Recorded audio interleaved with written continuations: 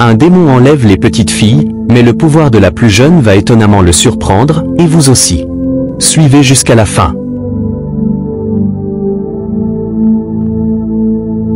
Pendant que les enfants jouaient, leur ballon s'éloigne. L'une d'entre elles part le récupérer, mais ne reviendra pas. Le démon l'a déjà enlevé. Les deux autres se lancent à sa recherche. Elle fouille toute la maison sans parvenir à la retrouver. En pleine recherche, la deuxième disparaît également. Il ne reste plus que la plus jeune. Elle se met à chercher ses deux sœurs aînées. Mais le démon revient pour l'enlever elle aussi. Ce coup-là n'était pas le bon.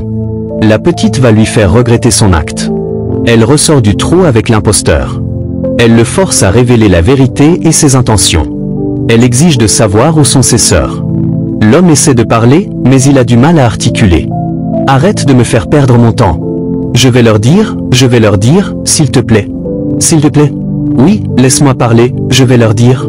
Oui, oui. » Il tente désespérément d'immobiliser spirituellement la fille. En vain. Elle retourne chaque attaque contre lui.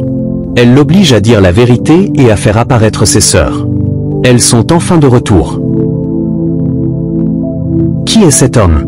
Il vous avait enlevé l'une après l'autre, et il a essayé avec moi aussi. Qui es-tu? Qui es-tu? Comment as-tu pris ma sœur? Que fais-tu ici? Je suis ici pour une mission. Quelle mission?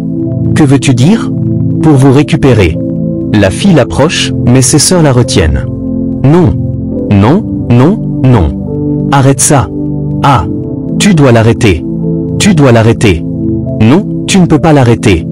Il tente encore de s'en prendre à elle. Mais il reçoit une nouvelle leçon. À vous. Maintenant. À vous. Les enfants discutent entre elles pour prendre une décision. Leur père arrive et elle court vers lui. Papa. Papa. Que fait cet homme ici? Il est venu nous prendre, moi, Daniela, devina.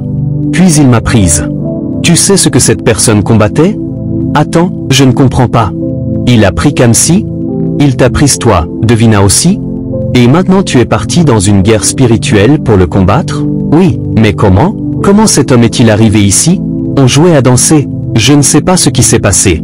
Moi, j'ai dû frapper le corps. Cet endroit n'est plus sûr pour moi. Je dois vendre cette maison et déménager. C'est pourquoi je lave de l'autre côté.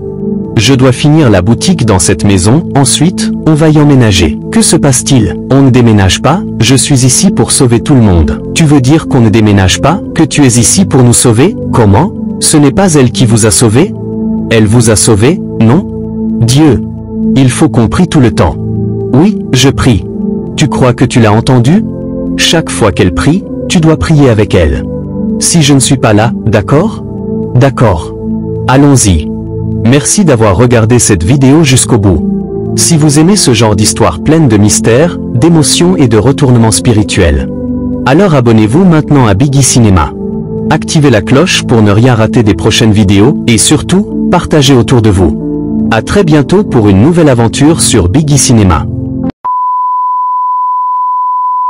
Le petit disparaît en mettant son pied dans ce cercle tracé au sol sur sa route.